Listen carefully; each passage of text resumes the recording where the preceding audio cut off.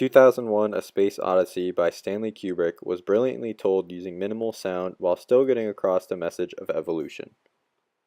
According to thelostpenguin.wordpress.com, they have this to say about the film. The film radically defined the way that audiences and critics alike understood the interaction between image and music, and opened up the door for the possibility that the whole soundscape could do the same on a grander scale. Unlike back when movies were silent and directors had no choice but to portray the plot using only actions, Stanley Kubrick brings this idea back to life in his film by only having 40 minutes of total dialogue. This film analysis we are going to be referring to looking at movies to understand sound more in depth. According to looking at movies, there are two categories of sound: diegetic and non-diegetic. Diegetic sounds come from a source within a film's world. They are sounds heard both by the movie's audience and characters. Non-diegetic sounds are sounds that come from a source outside that world, and that are only heard by the audience. Although most of the film isn't filled with dialogue, Stanley Kubrick does a brilliant job of making this diegetic element see its part in the movie, making every scene with dialogue that much more important to the overall plot. Also, take note of the ambient sound, which emanates from the background of the setting or environment being filmed. The beeping, flashing, and pressing of buttons all add to the realism of the film. Hello, Hal, do you read me? Hello, Hal, do you read me? Do you read me, Hal?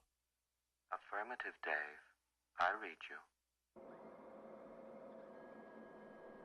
Open the pod bay doors, Hal.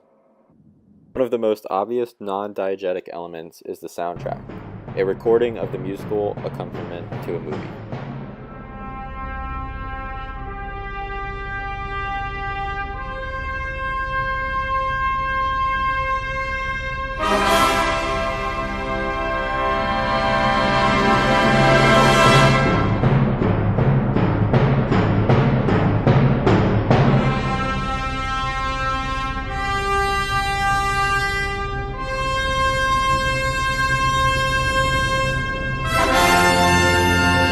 Sound effects are another example of a non-diegetic element found in the film.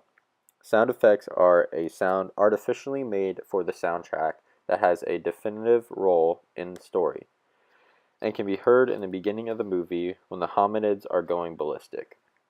All of these uses of diegetic and non-diegetic elements came with reviews all over the world about the use of sound. The Sydney Morning Herald had this to say about the film. Beginning with 2001 and 1968 on through Clockwork Orange, Barry Lyndon, and The Shining, Kubrick's use of music had a big impact on the way later generations thought about film music, and not always in a benevolent way. Speaking of his other films, let us talk about his use of music through all of them. Kubrick strayed away from the normal action-packed soundtrack, which he utilized in his films like Dr. Strangelove. Kubrick forever changed how filmmaking and music are incorporated. Nobody else knew why Polymorphia was a perfect song choice for when Wendy is revealed how crazy Jack is in The Shining, except for Stanley Kubrick. This 1968 film was able to portray the plot and storyline with only 40 minutes of dialogue. Stanley Kubrick changed how music and movies will forever be talked about.